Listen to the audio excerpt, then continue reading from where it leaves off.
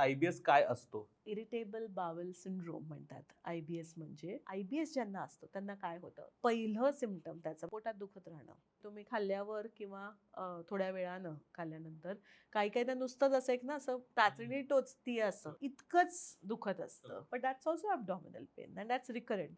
तर तुम्हाला आठवड्यातनं 3च्या वर वेळा असं होत असेल तर दॅट इज नंबर 1 सिम्पटम.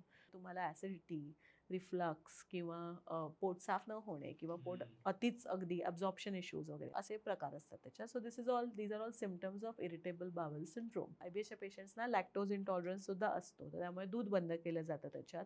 त्यांना ग्लुटेन सेन्सिटिव्हिटी पण असते, त्यामुळे तुम्ही IBS जर असेल तर ग्लुटेनही बंद केलं जातं आणि ते जर जास्त खाल्लं तर तुम्हाला पोटात दुखणार किंवा अपचन होणार असं होतं. या IBSचे पण प्रकार असतात की एक असतं की IBS C टाईप की ज्याच्यात त्यांना IBSमुळे कॉन्स्टिपेशन होतं. दुसरं असं IBS D टाईप की ज्यांना डायरिया होतो. आता कॉन्स्टिपेशन वाल्यांची लाईफ तरी बरी असते त्यातल्या त्यात की त्यांना कॉन्स्टिपेशन आहे कधीही अचानकशी लागते आणि ती आताशी होणारच अशी होते. मग आता तू विचार कर की तू मुंबईहून निघालायस, जेवून निघालायस, तू गाडीत आहेस, एक्सप्रेसवेवर ट्रॅफिक जॅममध्ये अडकलाय, तुला IBS D आहे, you have to go to the loo, what will you do? त्यामुळे त्यांची क्वालिटी ऑफ लाईफ ही खूप त्रासदायक असते अशी आणि त्यामध्ये खूप घाबरायला लागतात.